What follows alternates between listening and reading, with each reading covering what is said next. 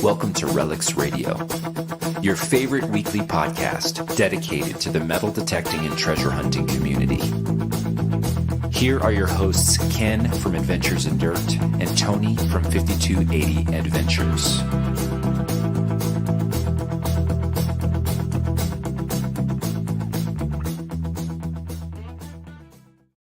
Hey everyone, DK here from Adventures in Dirt. Welcome to another Relics Radio. It's Wednesday night here in Colorado, and we are excited to have the guest with me tonight. But let's go ahead and bring in my co-host. Hey Tony, are you with me tonight? Come on in here, buddy. Where's Tony?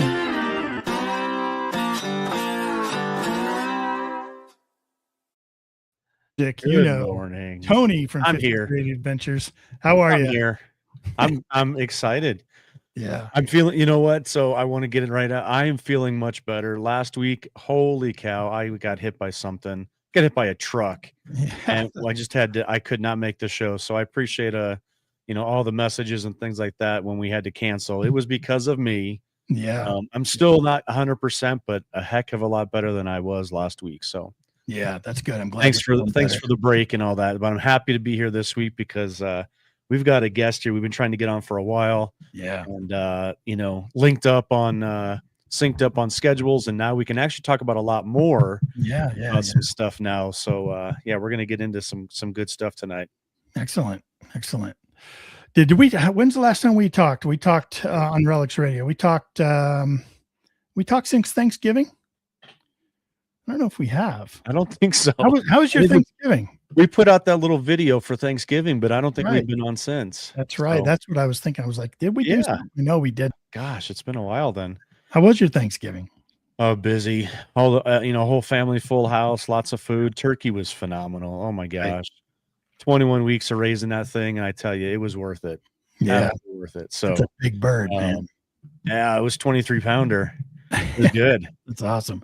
We had a small gathering. We had a real small gathering, and we did a beef tenderloin on my smoker, and then we smoked a turkey, also a small one, little tiny 12 pounder, just so we could have leftovers, because my wife Sheila and I love leftover smoked turkey for the week after, so absolutely. It was a lot of fun. Small gathering, but really intimate and kind of cool.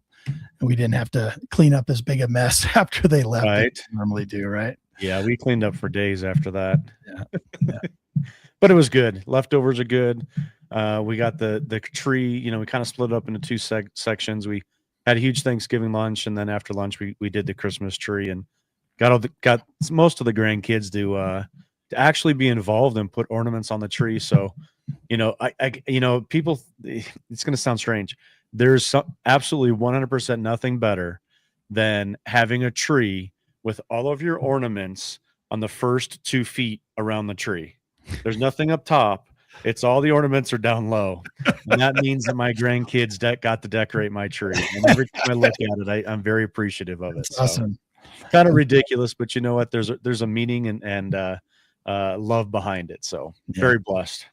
I think we were talking about all the old ornaments that you've kept for years and years and years. And how the kids still kind of seem to want to see those old ornaments. They do. It was a good time. Yeah. Really down in the chat, let me know, guys, if you guys have your trees up yet, if you've got it decorated, or kind of some Thanksgiving traditions you guys have.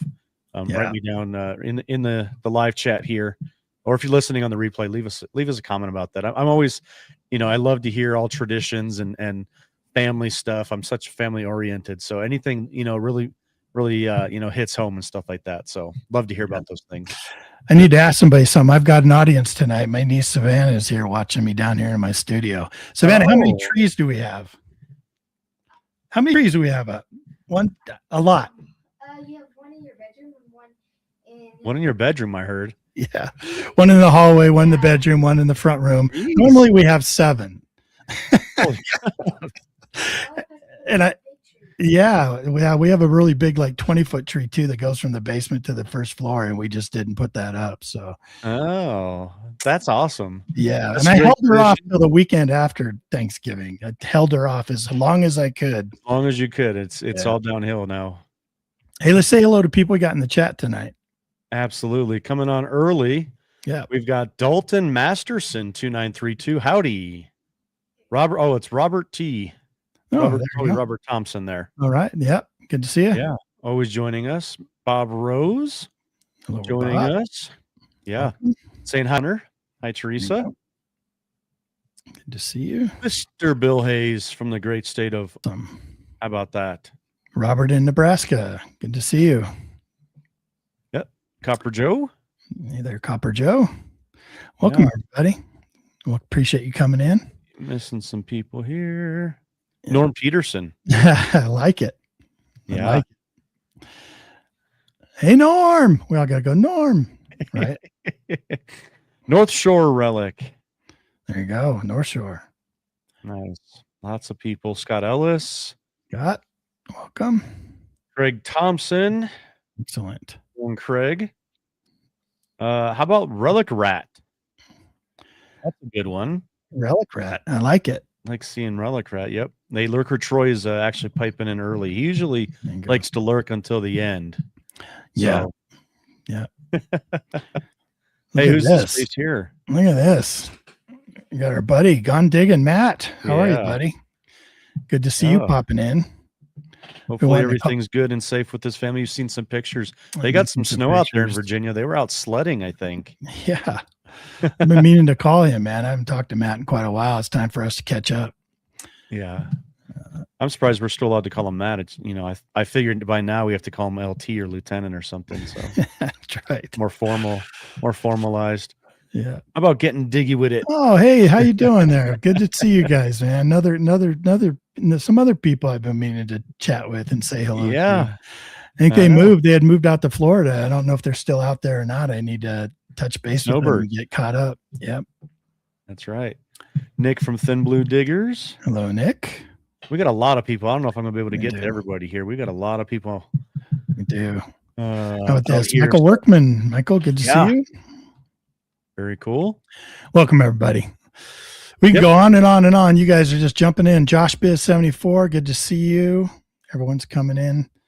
Welcome to Relics Radio. And tell you what, next Wednesday, make sure you tune in because Tony and I are having a Christmas special. Yes. That you won't want to miss. Christmas special next Wednesday, same time, right here on our various YouTube channels. A lot of stuff going on. A lot of stuff going on. And still more planning to do as well. Yeah. So before the family all comes in for Christmas Eve, come join us Wednesday night, next Wednesday, and we'll have a good time. Absolutely. Right. Yeah. I don't know how much what you're giggling at there, but well, I don't know. I got some things plans you don't even know about yet. No, apparently. I was going to say we haven't confirmed some things yet. I don't know how far you're sticking my neck out there for. Oh yeah, just show up, buddy. Just show up. Actually, I did see that someone had said, "Hey, is that Tony or Santa Claus?" I know. Look how white I'm getting. Yes. Jeez. We'll see next Wednesday what goes on with that. We can get a few ho-ho-hos out of them. Maybe that would be well, it might take some whiskeys to do that.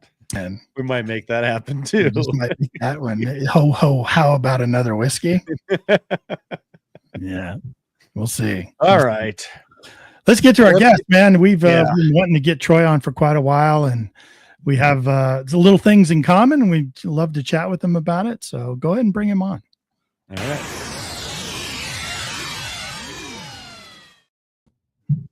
Good morning, Mr. Troy McCormick.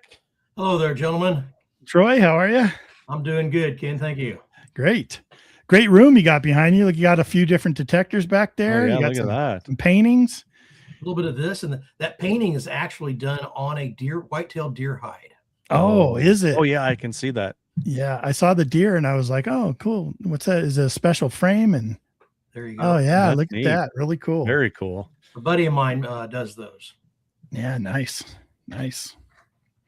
Well, hey, how are you? Like, whereabouts in the country are you, Troy? Like, we were talking before the show. I know you're not in Colorado, but whereabouts are you? I tell people I'm in southern Indiana.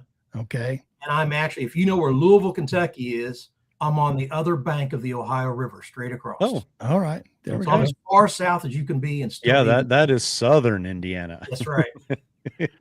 So I'm not familiar. I've never been there. What's the weather pattern like? Like, are you guys still sunny? Or are you starting to hit winter or what?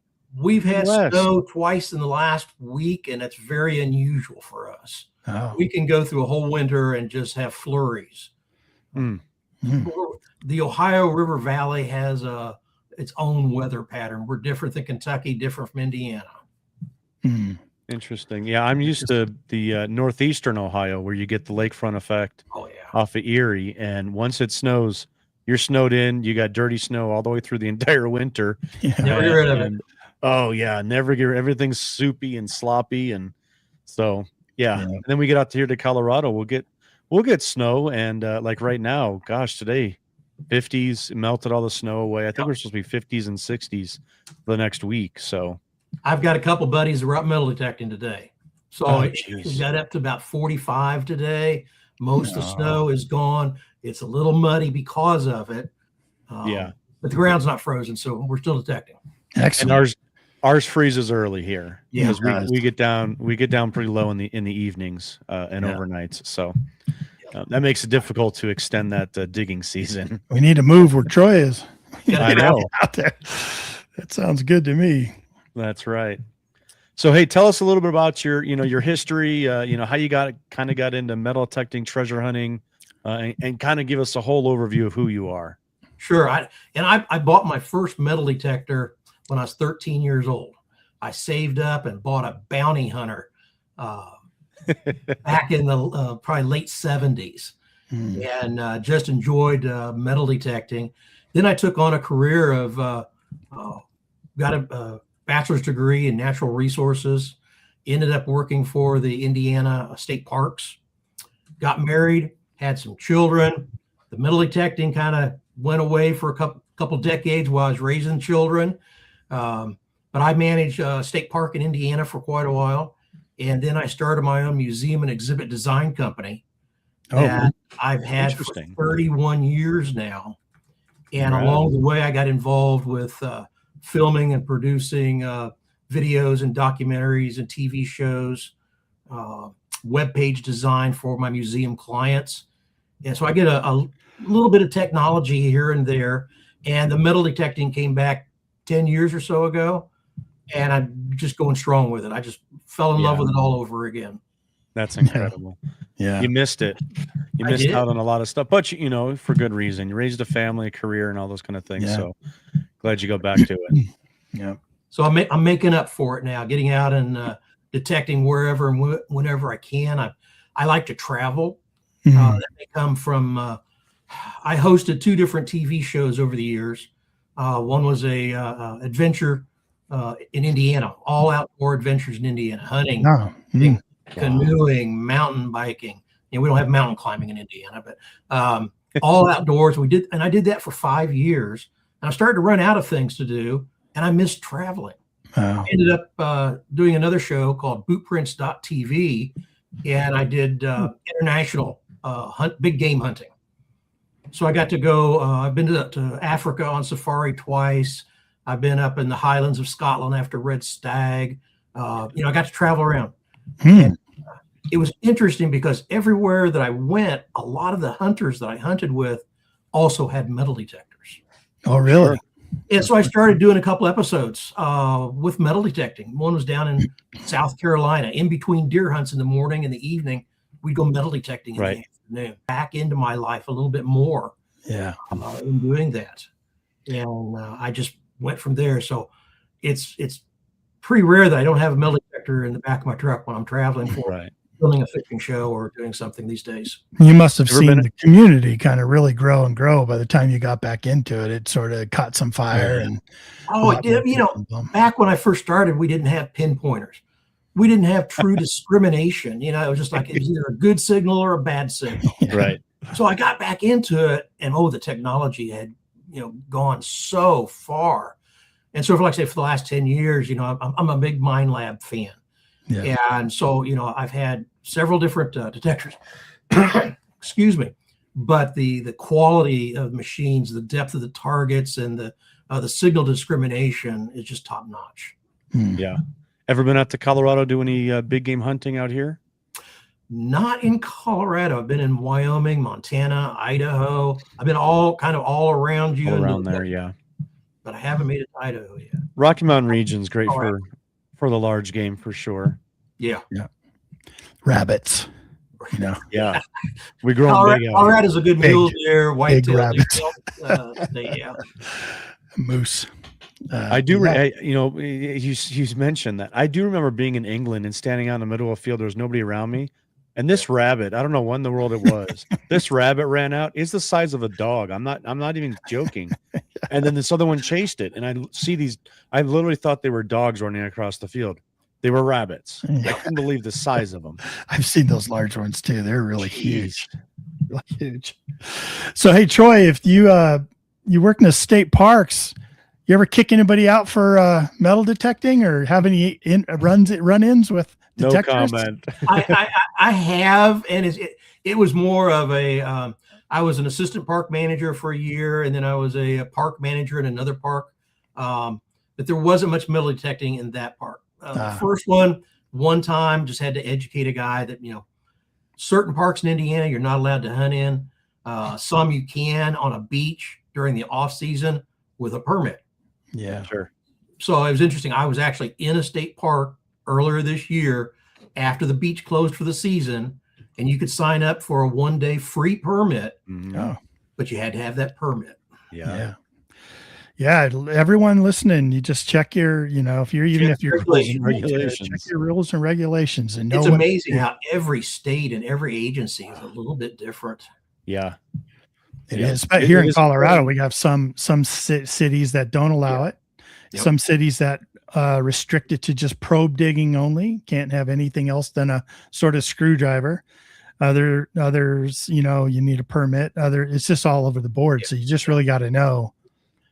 And it's always changing too when you get new, city new regulations come along, and it's like whenever I travel, I'm checking hunting regulations, fishing regulations, and metal detecting regulations because they're so different as you move around the country. Yeah.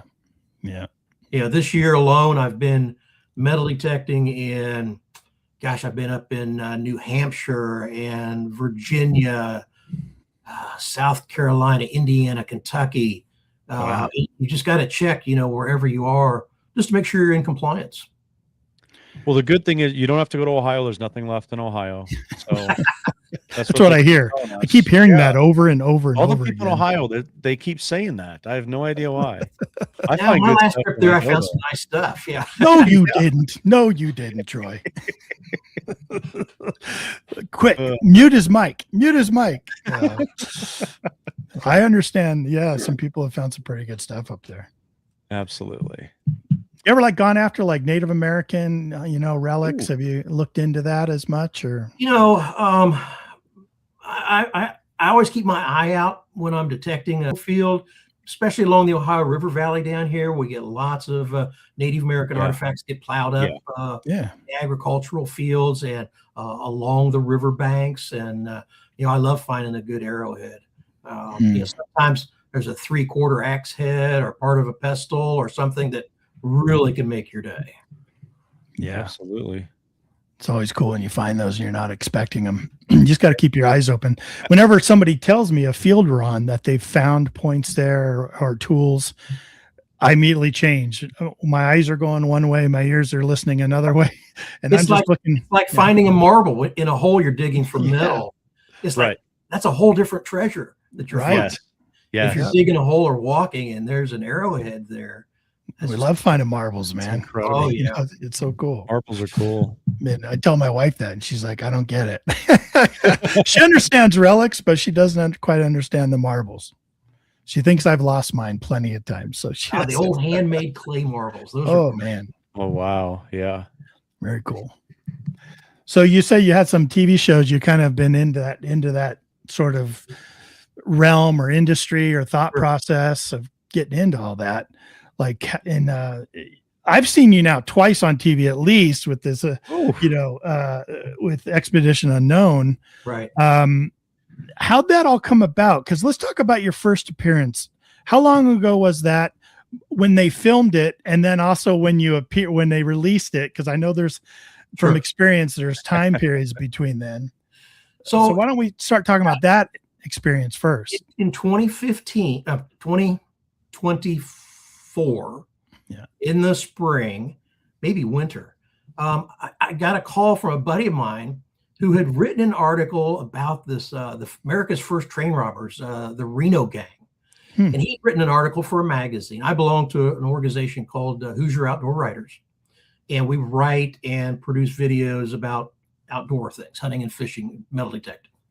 And he has since moved to Arizona, but he gets this call from a producer out in Hollywood. And they had seen his article because they were wanting to do a story on the Reno gang.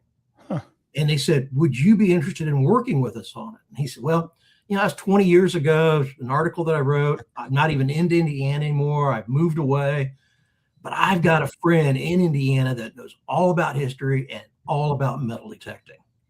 So he calls me up and says, Troy, he said, I've got this TV production company wanting to do the show in Indiana, and they need somebody.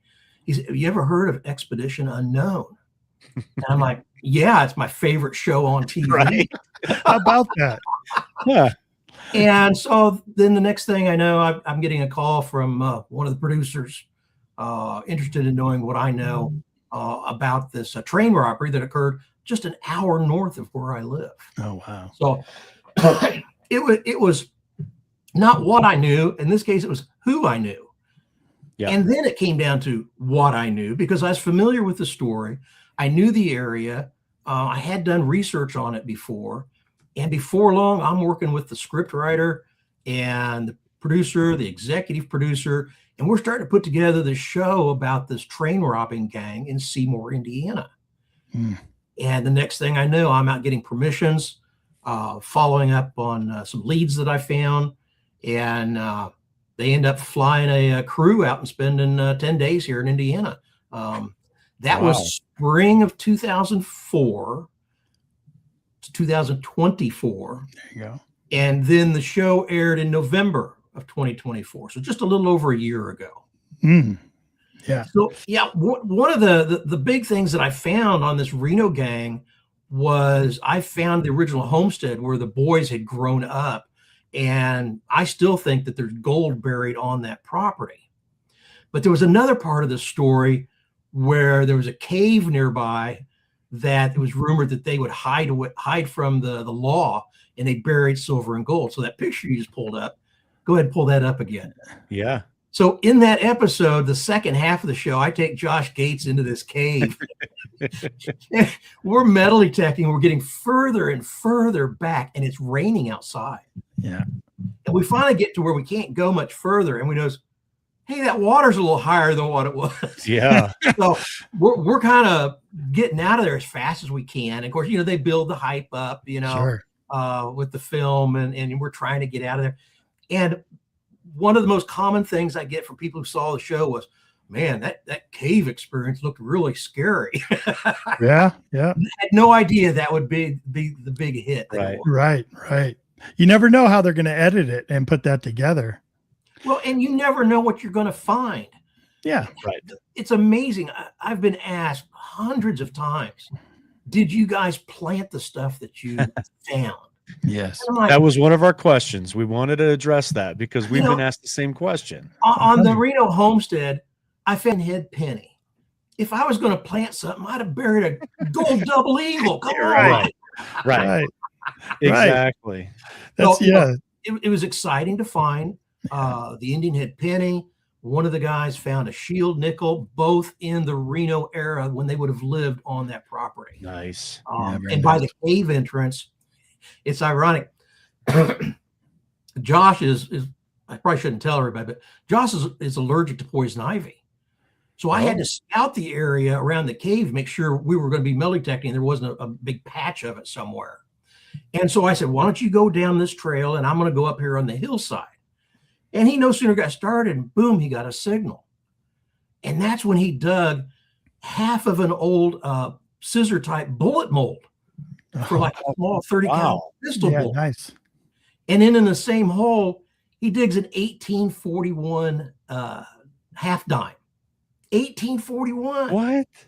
And we are like 15, 20 yards from the mouth of this cave. Oh my gosh. And it just could not have been two better finds to have had right there. Wow. we went there with metal detectors. We had no idea what we were going to find. That was very nerve-wracking for me. I know you guys have been through that. You know, you've got all these, it's a whole camera crew from Hollywood, and you've got Josh Gates. I mean, right. That expectation, you're taking that expectation on Fingers because you know crossed. that it is 100% wild. There's nothing that's staged, at least on our part and your part as well. Like, you know, it wasn't Hollywoodized or anything like that. No. It was like, what are we going to find that we can, I mean, because, you know, we Ken and I are on YouTube, so we understand, you know, trying to create a good episode and with finds and stories and this and different things. What happens if we don't find anything at this site that's wild? You know, it's kind of nerve-wracking. It's stressful. You hate to go out metal detecting by yourself and not find anything. Yes, correct. But when you got 3 guys with cameras, Josh Gates, and a drone, anything, that's bad. But you know, a long time ago, Jason, the quarter hoarder on YouTube, he always told me, I always tell this story. He said, Ken, he's like, I'm not always going to find the greatest stuff, but what I do find, I try to make interesting. And I think Josh is a master at that. Yes. And his whole production crew. Because he can take anything you do find and make it very interesting and wrap a whole show around it. Like and a pull out of bottle cap. Yeah. Or pull tab. A pull tab. Yeah. Pull tab. That made the show. That's right. Yeah, that's right. We found a lot of stuff. It's just always was interesting how they were going to do the edit and stuff. And people always ask Troy what Josh is like. And I'll give you the floor. And I'll let you go ahead and tell people what Josh Gates is like. Josh on TV, you know, is this very personable, high energy, great guy you'd want to go out and have a drink with and hang with. And in real life, he's exactly the same way. You know, I got to spend time with him. We'd go out to have the crew. We'd go out and have dinner. We went to an Italian restaurant. We sat around drinking frozen margaritas. And there's Josh Gates. You know, we're raising glasses, doing a toast. And he's telling stories about, you know, traveling, you know, all over the world. And it's just like we were on TV. I mean, he was just the same in person. Yeah. There is not an on and off switch once the cameras come on for his personality or his anything like that. He is who he is. And I think that's why all of his shows have done fantastic because he's so real. People and that's how you grow these things. YouTube, History Channel, all those people can relate to you because you're a real person. And I'm glad that you said it. We actually didn't even discuss that. I was worried, Ken, what the answer was going to be because Ken and I have our opinion. We didn't even ask Troy beforehand. So a good story that I like to tell people, we were filming at this bar restaurant at the very beginning of the episode. We've got the history guy with his bow tie on, and he and Josh are at the table, and we got a band played over here. And we were done filming, everybody broke to have lunch. And this couple, they come walking up to Josh, you know, excuse me, can we say hi? And he just jumps up, shakes their hands, and they said, you know, today is our nephew's birthday. And he and our niece are such huge fans of yours. We wanted to just say, and Josh is like, call him up, get him on the phone. The guy is shocked. He calls his nephew up. Josh takes the phone, wishes the kid a happy birthday. And it's just, there's no cameras running. Right. Everybody's gone. Yeah. Just Josh being Josh. You know, he was just such a personal guy. Yeah.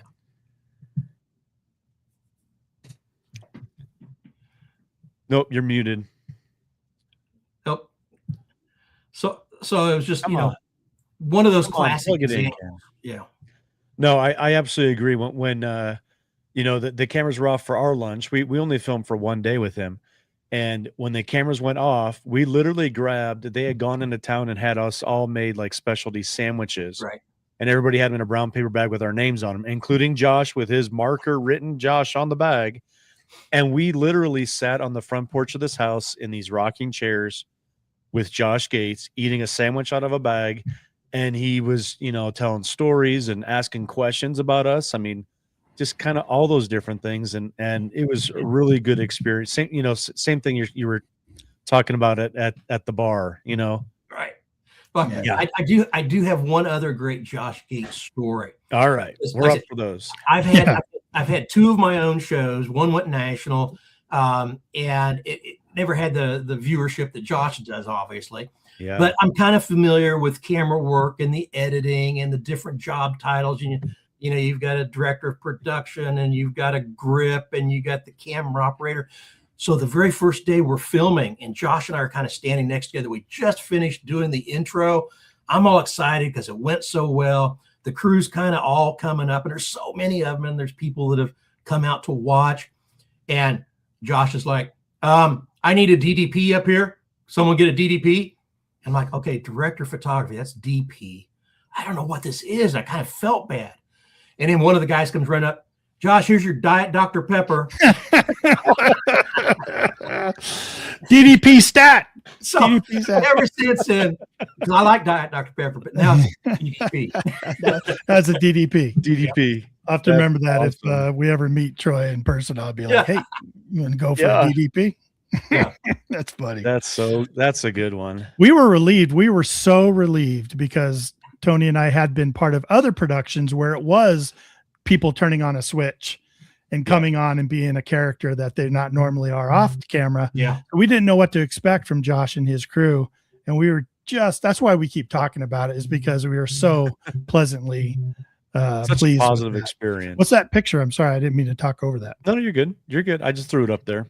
Yeah. I do want to say, this is one of the guys, this is Ken Bailey over here, a friend of mine. Yeah. He was with us, but he did not get on the show. He's a cave and spelunking specialist. Yeah. Oh, man. And so I had him and a cave rescue group on standby, just in case we did run into any problems in the cave. And so he spent a lot of time helping us out, but he didn't make it into the show. Wow, Troy, like it sounded like you really did a lot of pre-work, and probably the crew loved you for that, like having all this stuff arranged. And well, I say it's the kind of stuff I work both behind the camera and I do most of my own editing. So I kind of knew what I would do or what I would want. Yeah. And I just had a blast working with, the professionals out in, from Hollywood. Yeah.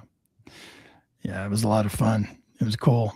So you go from that over to this latest thing. Now we were asking off camera, like if, did you just stay in touch with these guys? Did they end up popping back and getting a hold of you? Did you reach out to them and say, hey, I got a great idea, that kind of stuff? Well, it's interesting because that aired in November, and then in December, I get a phone call from the executive producer, one of the executive producers of the show, and he says, Troy, have you ever heard of this stagecoach robbery out in Redding, California? And I said, well, yeah, actually, I was a firefighter for the Forest Service out there, and I heard about it. Were you? Yeah. And I had actually heard about it 40 years ago, right out of college. And they said, well, Josh wants you back on the show for another episode. And I'm like, what? I just was in shock. And I said, yeah, sign me up, Right. And that's all it took. And before I knew it, in February, I was flying out to California to work on another show with him. Wow. And it was one where, again, I was kind of familiar with the story. I knew where I wanted to start. I was able to work in some contacts, and we were on BLM land where the stagecoach robbery occurred. So it took a lot of extra effort to get permission to not only film, but to metal detect on federal land. Wow. And here's a shot inside of the local museum where we were filming. One of the handguns, the 44 caliber handgun used in the robbery, is on display here in the museum. So we shot a scene here. Wow. But it was exciting when I get called up. And after we finished filming out there in California, and I mean, I've been out there for 10 days filming with both Josh and Parker Schnabel for 5 days, and we're all saying goodbye. And I said, Josh, I just want to thank you again for having me out on a second time. Yeah. Josh goes, no problem, Troy. You're a fan favorite. Really? I don't know about that, but wow.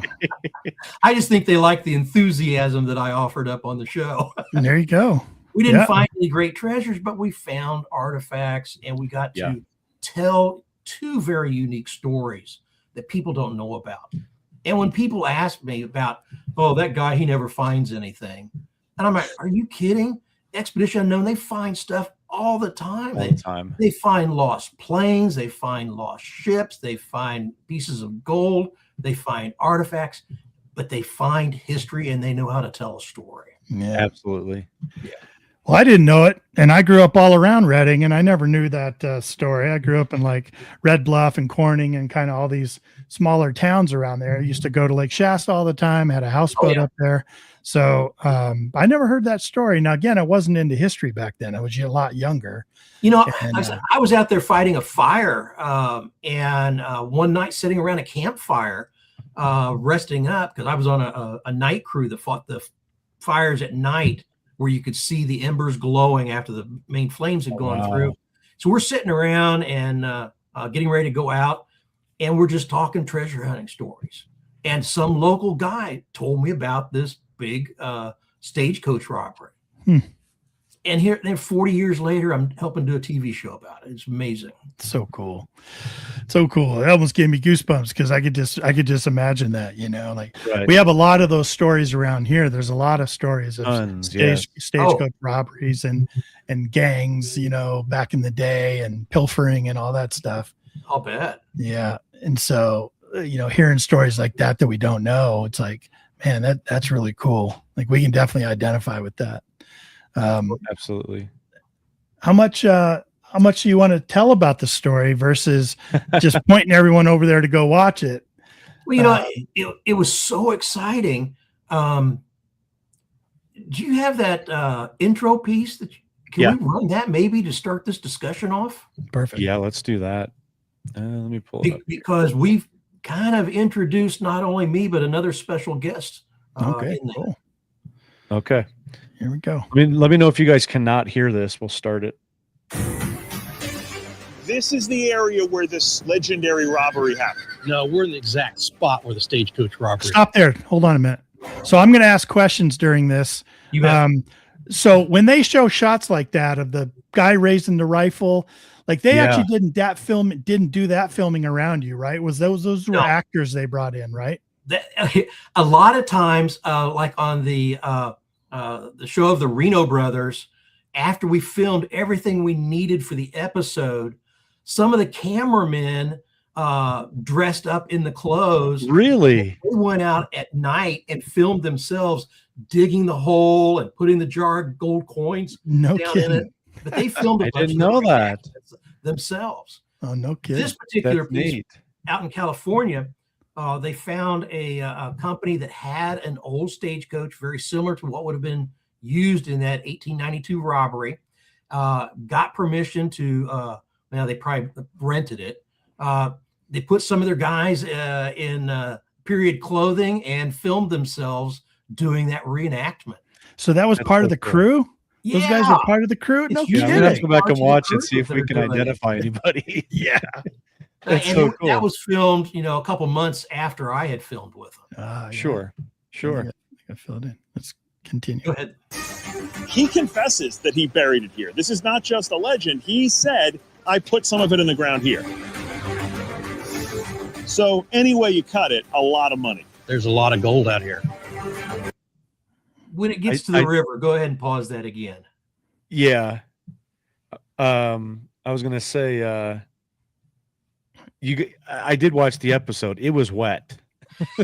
And I know we can talk more about any way that. You cut it. Yeah, right there.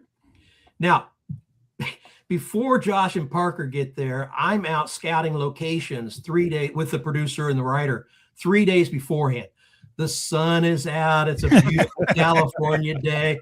That raging river down there was just a little creek channel.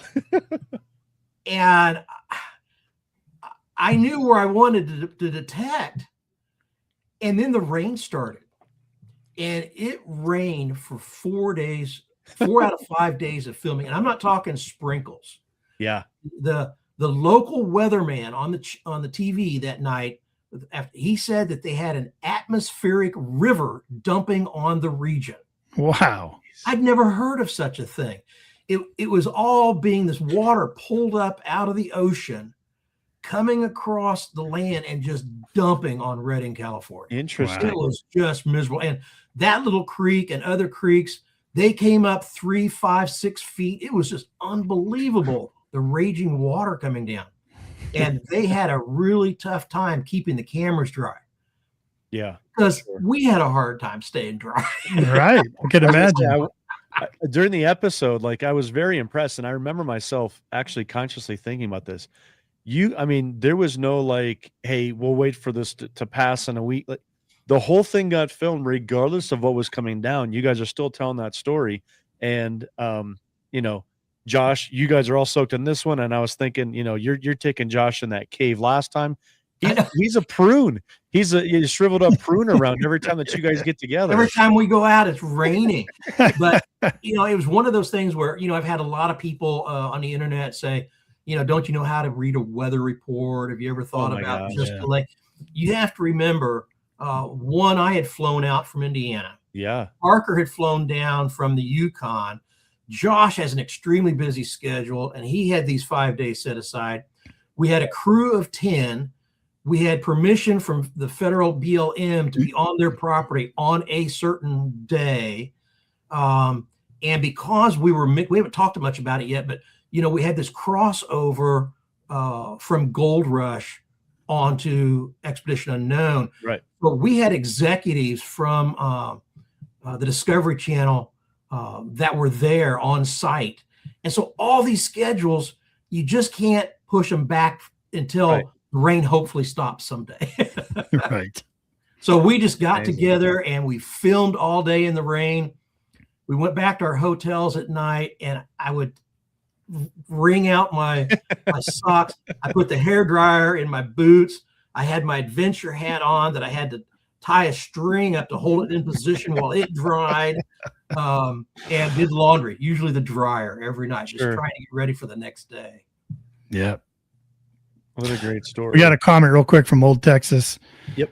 I see that. It says, I swear detecting is never typical. Always something happening to keep you from finding that treasure. Well, and the thing to remember too is we only had 5 days to find the treasure.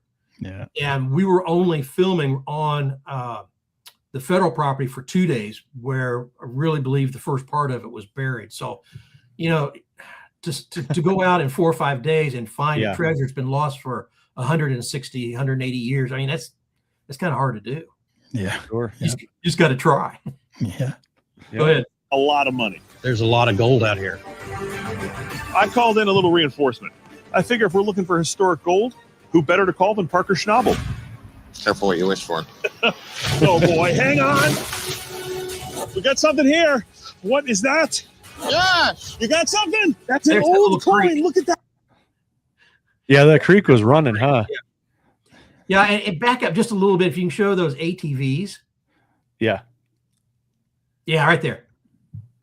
So the best part that you guys don't even know is I'm in the ATV ahead of Josh Gates.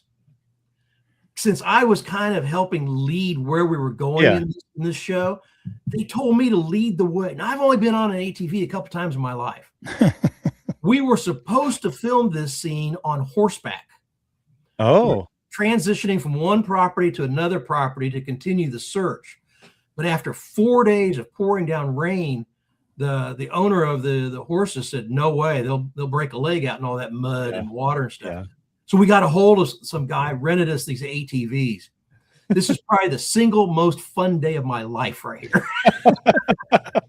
I've got a picture of this as well. We'll look at later with you guys on the ATV. As we hit these creeks, we went through one creek and we kind of got together and, how are the cameras? Did they get the shots? Because it's me, Josh, Parker, and then we had another guy with us, our historian. And Josh comes up to me, or he rides up next to me. He says, Troy, I want to shoot this again, but I want you to hit that water. And this is it right here, and give it all you got. So I hit that creek and almost nosedived it into the bottom. Oh, no. So the water you're seeing splashing up here is coming off my tires. And I'm thinking, I'm hitting Josh Gates with water and mud. Yeah. Yeah. And he probably wanted that. He probably was looking for that. Because absolutely. That'd be a great video. Yeah. He's got, and I know we can talk a little bit more about it later, but his eye for for the production side of it is impeccable. It's absolutely amazing. He knows what he wants, what the Yeah. camera angle is, if it needs to be slow-mo, if he needs to get the drone up, he's calling the shots out there because he's already visualized what he wants it to be. Yeah, Absolutely. All right. Hang on. We got something here. What is that? Josh! You got something? That's an old coin. Look at that. Wait a minute. This is a smoking gun. Oh, this could crack the whole case wide open. We're going to literally pan for gold. Yeah. Wait a minute. Is that gold? Mhm. Shut up. Is that a hit? Okay, Oh, is that hold it? that up a minute. Everybody wants to know. Can you back that up to that little gold nugget? Yes, yes. Everybody keeps asking again, did you plant that gold nugget in the pan? No. We were filming on a commercial gold operation next to this very famous creek where they find gold all the time. And the river had come up. So where we wanted to pan was underwater. Of course. We got up into another area and moved some boulders, and they dug some dirt in front of those boulders, and they had trapped some gold. yeah. Josh found both those nuggets out of Wow. just material scooped up off the creek bank. Love it. And that's a very highly gold producing area there. That and whole section of California. one of the best lines of the show is when he finds, because Parker had found some gold flakes, and then Josh finds these. He says something like, "The student has become the master." That's funny. Yes. It That was was a great, hilarious. None Yeah. of And the it look is- on Parker's face then after that was hilarious. none of it is scripted. Yes. Those real parts, that's another good question I get. Are the shows heavily scripted? And as you guys know, there's a script outline almost, so that you make sure you're telling the parts of the story to keep it in a sequential order, and you don't miss the important things that you might, if you're just out filming, you might forget to say certain things. But Josh does so much ad-libbing and off-the-cuff stuff, and most of his humor is off the top of his head, and just, he's just funny. Yes. Yeah. We absolutely came away with his, like, just feeling his sense of humor, his realism, and all those kind of. I know during our episode, at the end of the episode, we are all doing shots with him because we're looking for Scotch or some whiskey. Cody's whiskey. Right. And he says something to the effect of, does anybody want another one? Who am I kidding? We're gonna sit here and finish the bottle, like completely off the cuff. He didn't say, hey, I'm gonna say this, or and it flows and it fits so perfectly, and it just puts you at ease, like to almost for us to be ourselves as well. You're not so uptight and everything about what you're gonna say or how you're gonna say it. Right. And just completely it was amazing. We keep talking about Parker. Maybe we should explain who Parker is. Yeah, real you're quick. right. Somebody might be listening and hear us talking about this Parker Schnabel. And go ahead, Troy. Tell us who Parker Schnabel is. So I'll back up to when we were planning the episode and we're talking about looking for gold. And this was gold that had come from a gold mine. Mm. So we had nuggets, we had dust, we had Flakes. well, they had flakes, but they also had, when they mix in the mercury with it, Oh yeah. not bullion. John Lamb talked about that. What is that called? Remember Can't that? think of what it's called right now. Talking about his in a vial. Quicksilver. Yeah. So we had all these different things. It wasn't just gold coins. So they began thinking, well, almost the best guy to have to talk about gold mining is Parker Schnabel, one of the key players in the Discovery Channel's series Gold Rush. And they called me up and said, Troy, what do you think if we bring Parker Schnabel in on this? And I said, man, if you could swing that, what a great cross marketing type of a thing you could have. And he was so fun to work with. It's funny though, I don't get asked from people, I get asked all the time, well, is Josh like he really is? People just kind of assume that Parker's like he is in the show. Yeah, right. And he's kind of a shy guy. but he's got this great sense of humor. He's very knowledgeable for as young as he is, and he was a blast to film with. He really was. The way the interaction came across during the gold panning, like you had said, it was phenomenal. If you guys listening haven't watched the episode, we urge you obviously to watch the whole episode, but just that segment where like you said, the student becomes the master was just it just makes such a lighthearted moment, and the personalities come out. In another place, Josh finds an old suspender buckle, and a little later, I find a boot heel which still had the metal hobnails in it, and Parker's like, so there's someone running around without their pants and only one boot. Nobody would script that, but it was absolutely perfect for that moment in the show. Yeah. And if you guys are missing it, we're talking about the Great Gold Rush Shootout, which is season 16, episode 3, right, Troy? That's correct. It's this current Expedition season. Unknown. Yeah, current season. So go back and check it out. You can find it on Discovery. Season 16, episode 3. And you can kind of hear more of what we're chatting about here in more in depth. It's worth watching. Yeah. Well, I think all the Expedition Unknown episodes are worth watching. Agreed. Sure. Yeah, they're a lot of fun. I know I went on a Reddit page for Expedition Unknown, and because I wanted to see kind of what kind of questions people ask. And I just happened to mention that, I'm in the upcoming episode coming up. And boy, they really got a kick out of that. They're like, really? Oh God, we're going to ask you all kinds of questions. And it was kind of cool talking with people and chatting with people. Yeah. And you're right. Every question was, was this planet or that planet? Yeah. What was Josh like? Like that was the typical questions that came up. And yeah, exactly what you said, But so is that your ATV? That was the one I was riding. I've got my Mind Lab Manticore strapped on the front here. It took a beating that day and still did just fine. Good hardy machine. Yeah.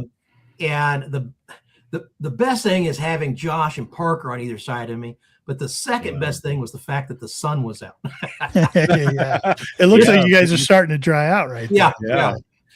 But perfect as you know, we're wearing the same clothes every day. Yeah. As you guys found out, did you film more than one day? No, we filmed only one day. Okay. Just only one day for us. One of the things originally we were supposed to be there for 3 days. Okay. And then I think they kind of reworked the story and it narrowed it down to just 1 day for us for the we came in the night before, spent the night in a hotel with them, and then and filmed the next day. Yeah. They had, because I was in more than one segment, one of the key thing was I had to wear the same clothes every day, so it looked like we're out in one day and not changing clothes constantly. Yes. But with the pouring down rain and the mud, it was like laundry every night in the hotel. Yeah. Somebody in the chat said it's a great show, lots of repeat watching. And I agree with that 100%. Like you just can't watch it once and let it go. You usually are rewinding a lot and watching things again. And it's a great show. It's been on since 2015 or something like that. He's been on for, I know 16th season, but I think 2015 is kind of when they first got started. And a friend of ours messaged us and said, I won't bring up the name, but he messaged us and said, I went up against Josh Gates for that gig, for that job, and lost. He said it was between him and I lost. And I believe him because of who he is. But it was just kind of an inside thing. I was like, oh, wow, you're kidding me. Yeah, interesting. Have you ever heard him tell the story of how he interviewed for the show? No. I don't think so. Josh is a young guy out of college, and he's got a degree in drama and archaeology. And he was out with some friends. I think it was Tanzania, somewhere, and they were out hiking for an extended period of time. And he had done a couple of TV spots, and his agent calls him up, says, I need you back here now. There is a new show, and you're the perfect guy for it, but I need you here now. And Josh is like, well, I can get on a plane, but I won't have time to get cleaned up. He goes, agent said, don't shower, don't change your clothes, don't wash your hair, come straight from the airport. So Josh shows up all travel worn, and his hat's dirty, and he just got back from hiking in North Africa or somewhere. And they hired him. And they said, that's the guy. Yeah, that's the guy we're looking that for. was actually traveling internationally and going out on adventures, and it just nailed it. Yeah, that's a great story. That's a great story. Huh. That is a great story. What'd you think of the crew? So Tony and I loved the crew. Thought they were top notch. Yeah. Cameramen, producers, junior producers, sort of sound guys. Sound guys always the coolest. Like I was going to ask you about that little clip we just watched. Like, how did they handle the sound? Because you guys are wearing sort of rainproof gear, and that's going to sound like. Well, they take the muffled mic and put it under your shirt. Yeah. And then the rain cover is over that. So rain cover is rubbing the shirt, but you don't hear it through the mic. It's got a windscreen on it. And so it didn't cause any of the problem. And the guy right here on the left with the gray umbrella, you tell he's got something, a big board out from. That's our buddy. That's the sound board right there. Yeah. And he's got all the microphones coming in there, and he's setting all the sound levels, and that's all he does. He's just the audio guy. Yeah. And he makes sure that there's no scratchiness on the microphones, or there's no extraneous ambient noise coming in, or somebody's talking somewhere. You know, he's got all that he's listening to. And here we've got 1, 2. I think we only have 2 cameramen there, but there were usually 3. Oh, I bet the third guy's got the drone up in the air. Sure. Right back a little bit.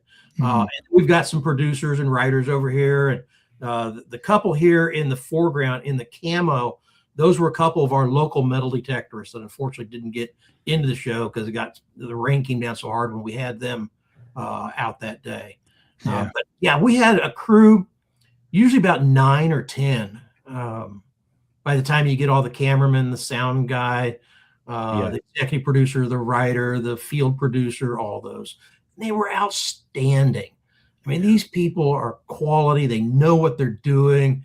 You know, here they've got the big plastic wrap over this camera. Here, the camera they're trying to keep dry with an umbrella, but he's got a waist mounted 3-axis stabilizer on, and so. Just trying to keep the cameras dry and the water spots off the lenses was a challenge on this episode.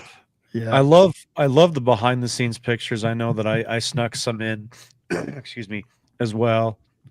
I wish I'd taken 100 more. I mean, you know, it's because they didn't mind. They didn't mind if you. They didn't mind. You know what I mean?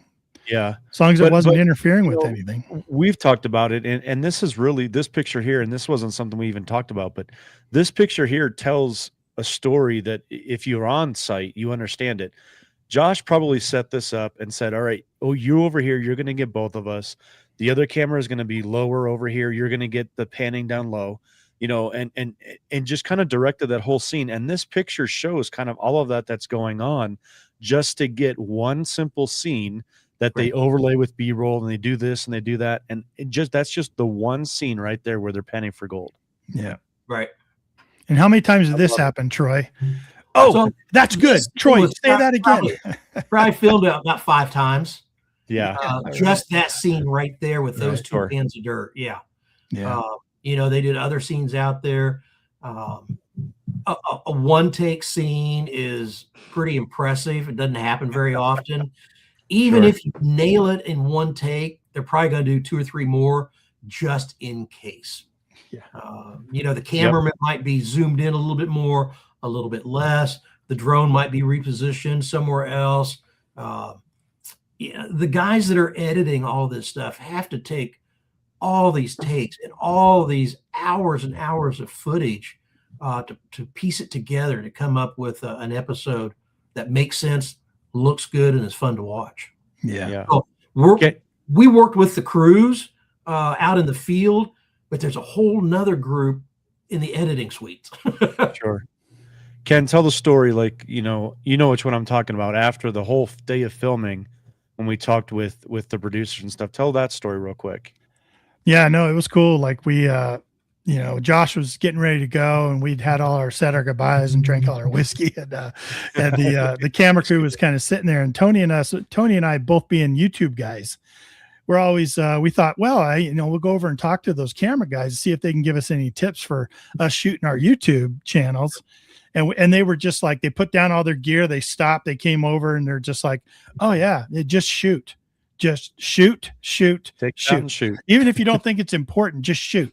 Shoot your camera going down to your leg as you're looking for your gear. Shoot your camera coming back up as you're digging through your bags. Shoot your trunk lid coming down. Shoot your feet walking through the mud. Like, they just said, shoot everything, because the editing needs to have options, and you just shoot everything. No matter what, shoot everything at different angles, they said. Shoot everything at different angles, at odd angles. Shoot multiple times. Like, they just were giving us, and they each other would feed off of each other. And his main cameraman, the guy with kind of the longer hair, he'd been with them for a long time. And they just had so much advice for us, and we're totally like, yeah, strap a GoPro to your shaft of your detector, and because you're going to want the coil solid as you swing it over the ground, like all kinds of stuff, up shots, down shots. Even if it's a 2-second piece of B-roll, it takes you that time to set up that GoPro on the shaft, to then go through, okay, I feel like I'm swinging too fast. Okay, now I swing a little bit slow. And it ends up being a 2-second piece of B-roll clip on there, but you got it. I mean, and it breaks it up. And, we all watch, if we're doing any production or video editing, you're watching TV shows completely differently than like your spouse does. Yeah, right. And you're watching it and you're going, oh, there's a break, 2 seconds, there's a break. We have such a short attention span. You need all of that B-roll in there to throw in to keep things moving and kind of bring it all together. And it's amazing. You can tell the difference of a crew that's been together, right? Especially that one with Josh, because they're very good, very, very good. Yeah. He directs them, but they're usually already looking for there. Right. Yeah, we noticed that as well. Yeah. Absolutely. Yeah. I was just impressed by how in control he was of everything. I mean, like, you would say something, like, even when the cameras weren't rolling, you would say something and he would be like, oh, wait, that's good. That's good. Ken, say that again. Go up on an undershot. You get up on an upshot, blah, blah, blah. Okay, Ken, say that again, just like you said it. And I'd be like, blah, blah, blah. And he'd go, no, just like you said it a minute ago. Blah, blah, blah. No. You said it like this. Okay. You were talking about the cameramen. Earlier we were talking about the pouring down rain day after day and how wet we all were. Yeah. One of the cameramen out there in California, he had actually filmed 2 seasons on the show Deadliest Catch. Okay. Which is filmed in the Bering Sea on crab boats. Yeah. Water's crashing over. Always soaking. He said this filming in California we did was worse. Oh, really? Worse than the Bering Sea, huh? Worse than the Bering Sea in winter. So that kind of put it in perspective for me. Wow. Like I said, I grew up in that area, Northern California, and it gets rainy, and then it also can get blistering hot out there. You just never know what you're going to get. So I'm glad. Yeah, seeing all that footage, seeing your terrain just really brings back a lot of memories. And a lot of my family worked in forestry out there. That's why I was kind of shocked when you said that you worked in forestry out there. I kind of came up in that kind of, genre of careers and stuff, although I'd never did, but always heard stories and such about it. So that's fun, man. So much fun. So when are you going on again?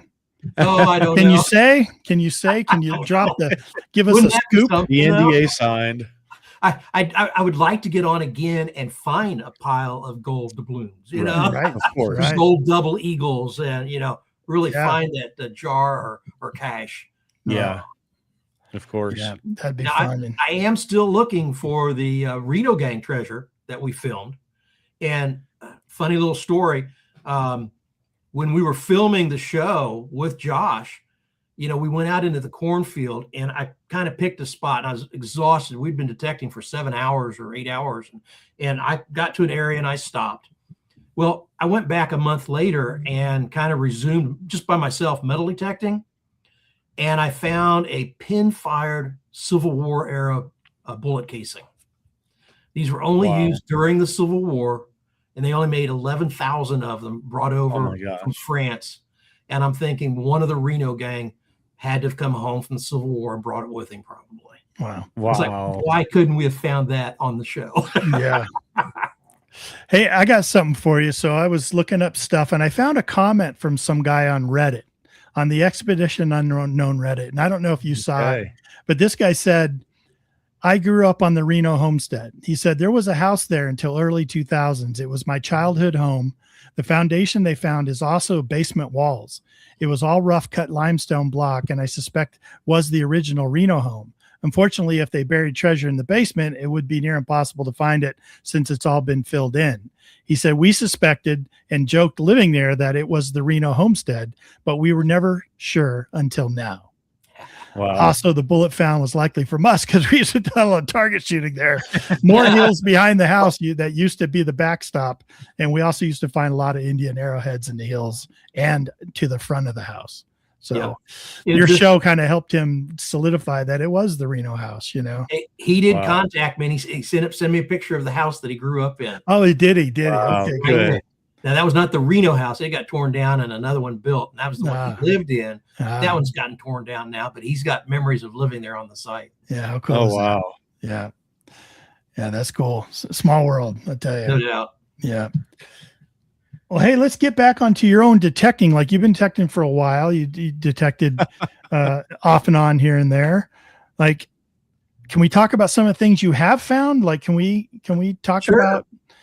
Well, actually, I want to let me interject real quick. We had a question in the chat. Okay. It says, ask Troy about the oldest coin he's ever found. Do you know Relic Rat? He's setting it up. He's a friend of mine. He was with me when I found this. Okay. All right. So let me set the stage, though, because for the last 2 years, my goal has been to find a coin from the 1700s. And I have found 3 Spanish reals, 1807, 1805, and 1802. Wow. I just couldn't break into the 1700s. So I'm in Virginia just a couple months ago. Well, it was in November. And we're metal detecting a Civil War site. And do you have the photo of the Minelab CTX with a little coin on it? Absolutely. There you go. This out. Oh, look at that. I'm looking for Civil War 3-ringer bullets, right? Yeah. Sure. And I dig this plug 20 yards from where the cars are parked. I'd gone back to put my coat up because it was getting hot, but I was still swinging as I walking back because everybody had run past that. And I flipped this out and I'm like, oh man, it's a cut piece of 8. You know, it's a real. That's very cool, but there's no date on it. So I can't know that if it's a 1700 coin or not. And then I find out some guy in the backfield, he found 2 cut reals and one of them had a 17 on it. I go, So I was a little disappointed, you know, but I got home and I could not place this coin to match up with any real. So I kind of put the word out, and Relic Rat helped me out, put me in contact with Relic Riley.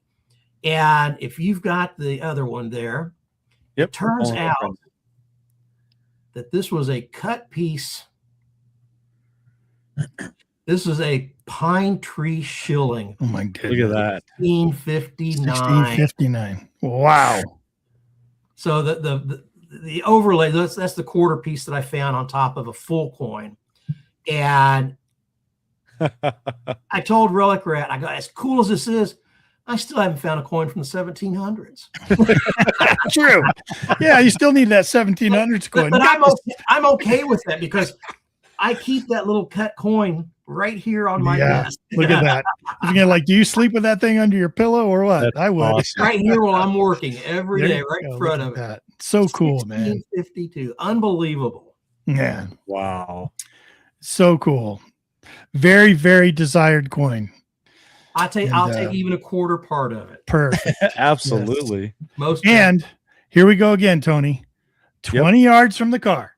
I know. I don't know what it is with 10 feet from the car and 20 yards from the car, or right as I was leaving, I had dug my last signal and bang. Like the next time we go out, I'm only digging 20 yards from the car. That's all I'm doing.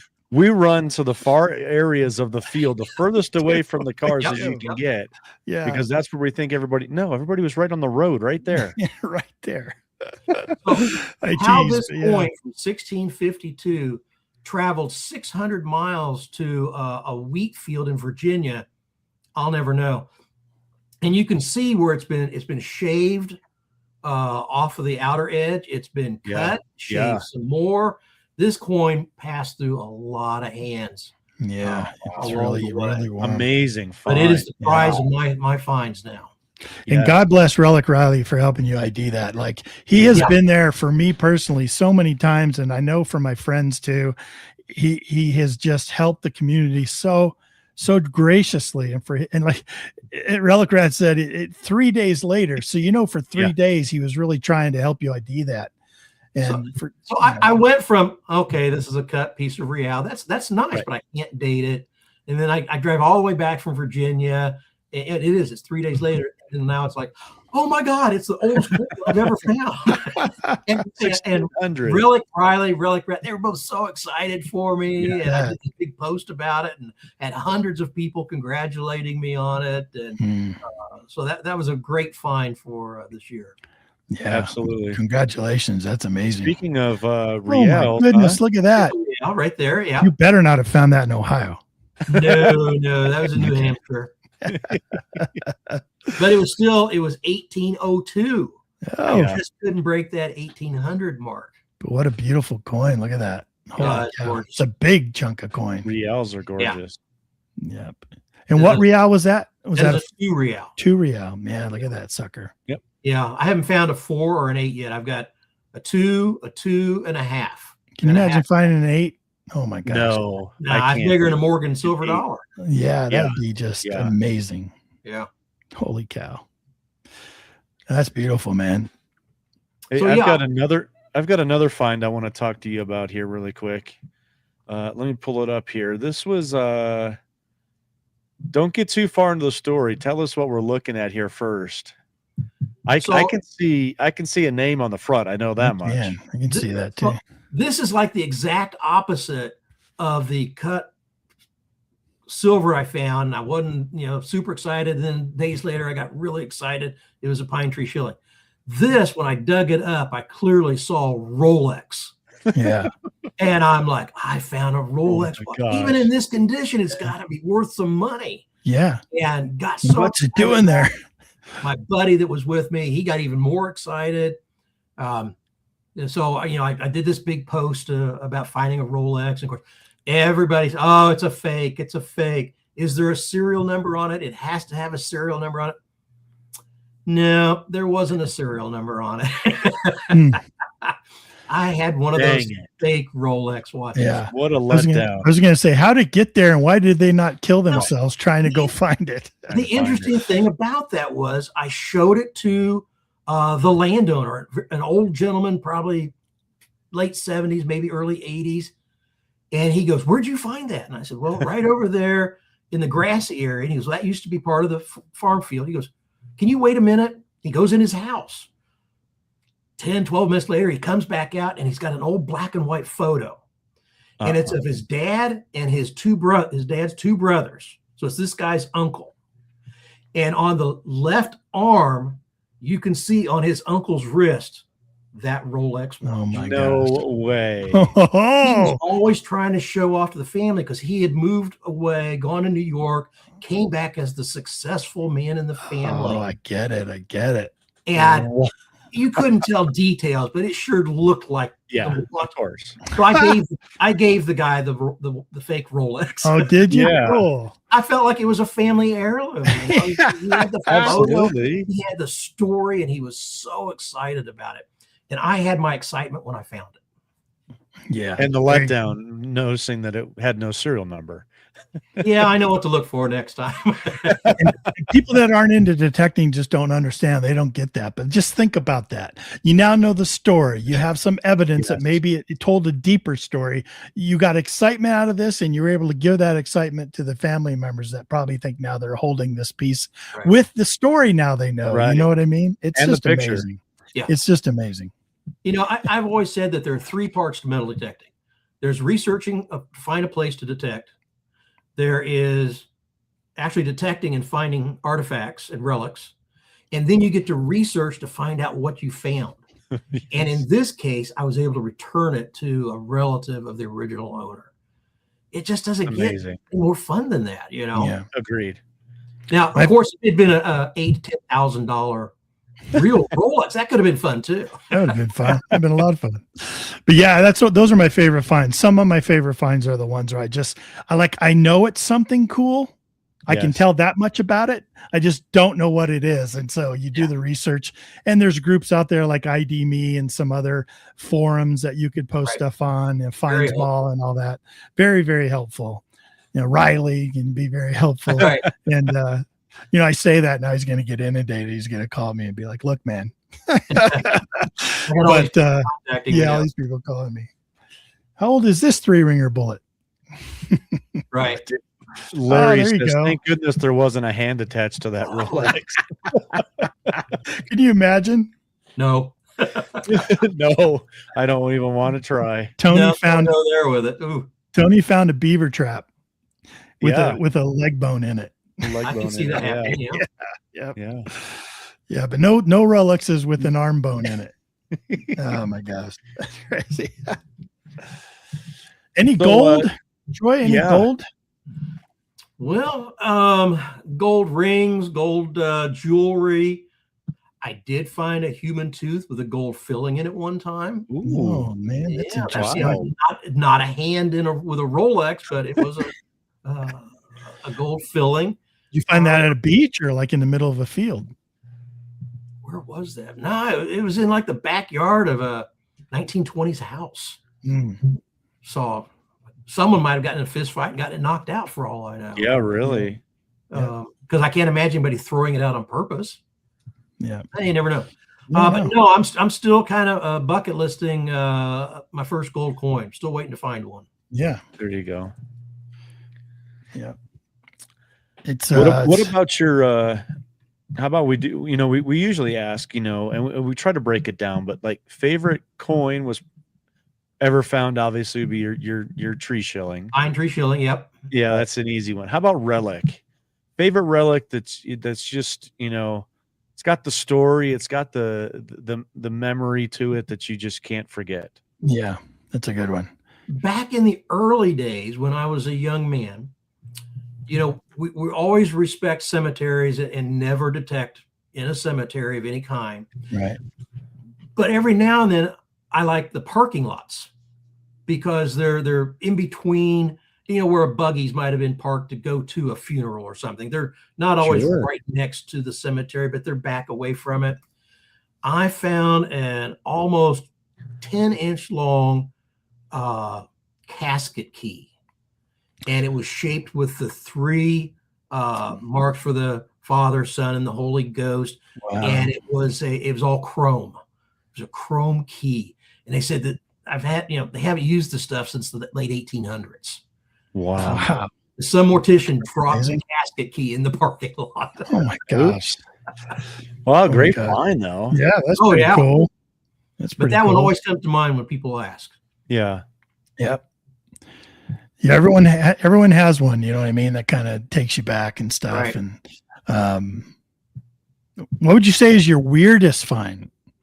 One that you're like, oh my gosh, that's just so weird that was here in this location. Well, the human tooth with the gold filling kind of that's kind of that category too. It does. It does. But the weirdest one, I'm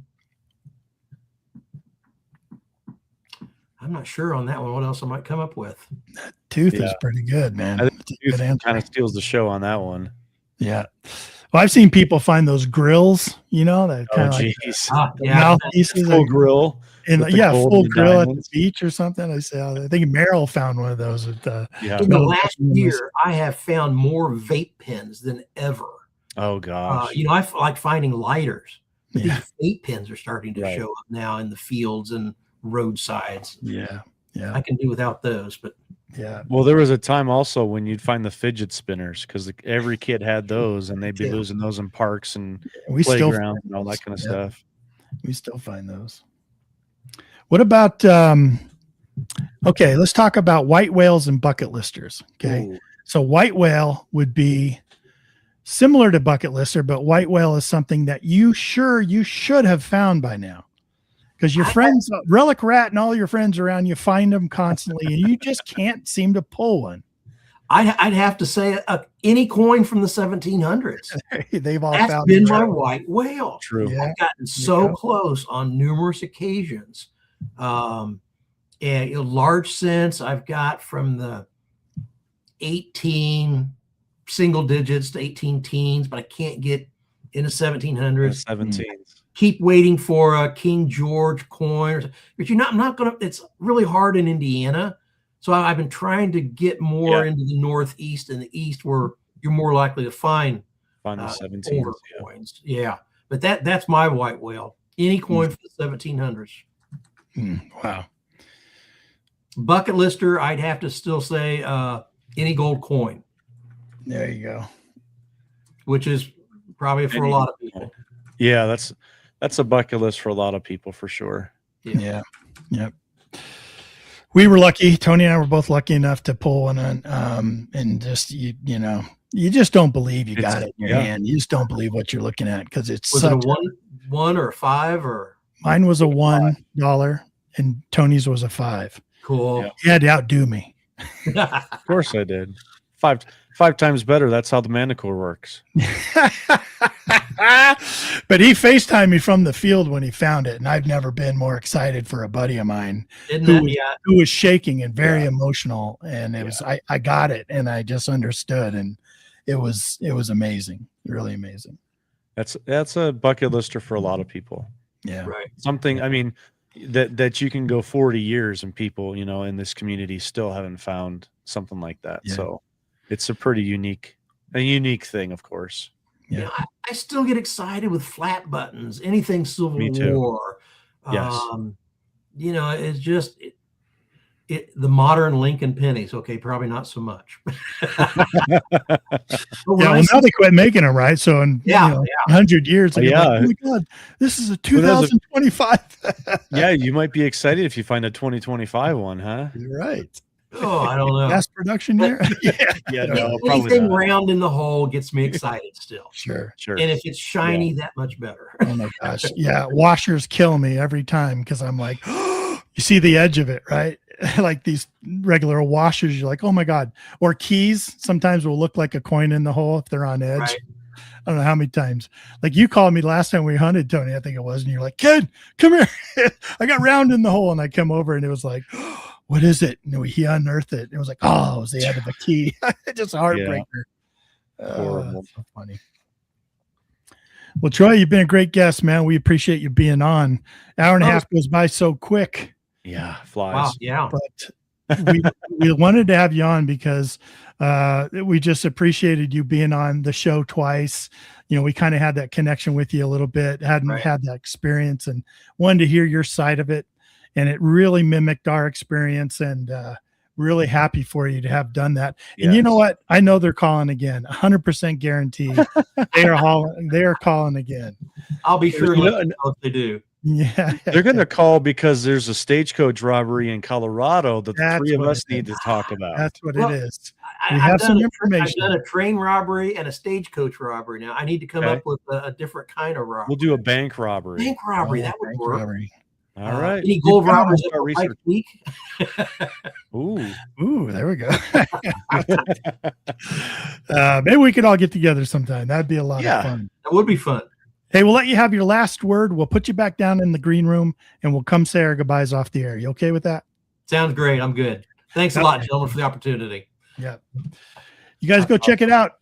The Great Gold Rush Shootout on Discovery, Expedition Unknown, Season 16, Episode 3.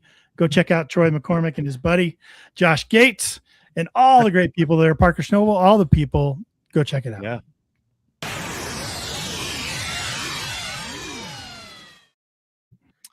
Too bad they didn't find the $10 million in lost treasure. I know. It was because the river was so high. If the river wasn't so high, they didn't have all that once in a millennial type of rainfall, they would have found it. No, I know what the problem was. I've got it. They didn't search 20 yards from the car. That's where they were too far into the field. They were too far in the field. It wasn't down by the river. It was 10 feet from the car. They didn't even think to swing there. I guarantee it. God, how many times have we heard that? Haven't done great guest, and I love, we reached out to him a while ago, and we wanted to wait until after the episode came out, so we can talk about kind of those behind the scenes, and we understand that as well. So, what a great time to talk to somebody who's kind of we have that shared experience with, and I think it's phenomenal that we can sit here and attest about our experience, but then have somebody come on and describe the same exact experiences. And he's very personal. Troy's very personal. You can kind of see why they like having him on. The way he explains and tells a story, he's just there. He's got it. You know what I mean? Love it. So wonderful guest. Definitely have to have him on again just to tell stories, man. I could listen to after the next time he's on Expedition Unknown. So we'll get it for the third time. Yeah. Excellent. What do you got going on, man? Let's get out of here. I just want to mention real quick before we jump off, you guys do not want to miss next week. It's going to be February, December 17th, next Wednesday. We're going to do our Christmas special. Please join us. We'll have a great time. You guys, we're going to take care of the community, have some great stories with the community, and just really, have a good time for the Christmas holiday and stuff like that. So it'll be fun. Excuse me. Also, you can find me anywhere on social media, 5280 adventures. Lots of shorts, lots of memes, lots of videos. Please leave me some comments on all of that stuff. I love talking with people. Got some good emails this week from people reaching out to me and things like that. So I've had a great time reaching out, connecting with people out in the community, and absolutely love it. So 5280 Adventures, YouTube, Instagram, TikTok, Facebook, all that kind of good stuff. So. And you can find me at 5281 Adventures because I swing the dais and I'm always one better. Is that what it works? You can find me at 5281 Adventures. Had to get you back. All right. The Manicore comment. I know. All right, buddy. You can find me everywhere at Adventures in Dirt. I'm DK with Adventures in Dirt. Great to see you, everyone. Come join us in the chat. Thank you so much. I love the stories. I love the interaction there. And thanks again to Troy McCormick for coming on with us. Great guest. Everyone have a great time. Next Wednesday, you got to join us. And until then, get out and dig some holes. Make sure you cover them up and go get the good stuff. And if you do, tell us about it. We'll see you next week. Thank you so much for listening to Relics Radio. We will see you back here next week for another exciting guest. Until then, get out and dig it all.